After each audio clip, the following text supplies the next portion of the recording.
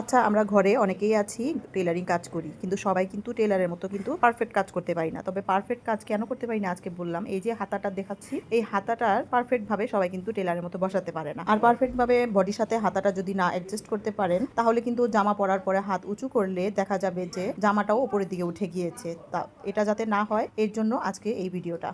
আসসালামু আলাইকুম সবাইকে। বেশি কথা না বলে চলুন মূল কাজে যাওয়া যাক। এখানে হচ্ছে আমি হাতাটাকে আগেই কাটিং করে নিয়েছি, ড্রেসটাকেও কাটিং করে নিয়েছি। এই ড্রেসের কাটিং চাইলে আমাকে অবশ্যই কমেন্ট করতে পারেন। আর এই হাতার মুহুরিটাকে আমি সেলাই করে নিয়েছি। এখন হচ্ছে 2 ভাঁজ করে মাপ নিয়ে নিচ্ছি। তো হাতার মাপ হচ্ছে এখানে আমার 8.5 ইঞ্চি। আর 8.5 ইঞ্চিতে আমি একটি দাগ করে কেটে নিয়েছি। এখন হচ্ছে ড্রেসের সাথে এটা কিভাবে জয়েন্ট করব। আর ড্রেসের সাইডটা কিন্তু আমি আগেই সেলাই করে নিয়েছি, ওপরে কাতটাকেও সেলাই করে নিয়েছি 1/2 ইঞ্চি।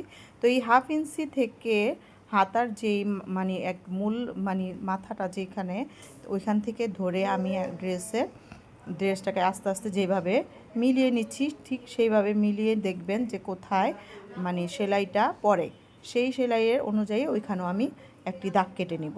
এখন হচ্ছে এই দাগ থেকে হাতার মুহুরিতে যেই দাগটা দিয়েছিলাম, 2টা দাগ আমি এখন ইঞ্চি টেপ ধরে সমান করে একটি দাগ দিয়ে নিব। তো এইভাবে আমি 2টা হাতাই দাগ করে নিয়েছি। এখন হচ্ছে সেলাই করব।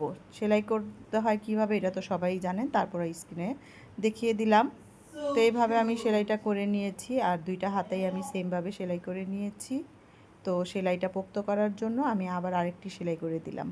এখন হচ্ছে জামাটা কিন্তু উল্টো পাটেই রয়েছে। এখন জামাটাকে উল্টো পাট রেখে আমি হাতাটাকে আমি সোজা করে নিব। আর এই সোজা করার সময় অবশ্যই খেয়াল রাখতে হবে তাল পাটটা যেন সামনে হাতার দিকেই থাকে, আর গোল পাটটা যেন পিছনে হাতার দিকে থাকে।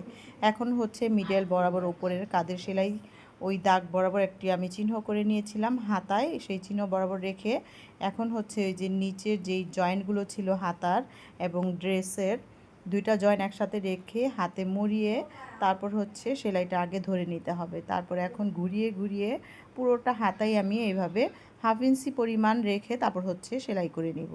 আর বেশি খুব টানাটানি করে সেলাই করা যাবে না, না হলে কিন্তু দেখা যাবে কোনোটা কম কোনোটা বেশি হয়ে গিয়েছে। তো আলতো হাতে এটাকে পুরোটা ঘুরিয়ে ঘুরিয়ে আমি পুরোটা সেলাই করে নিয়েছি।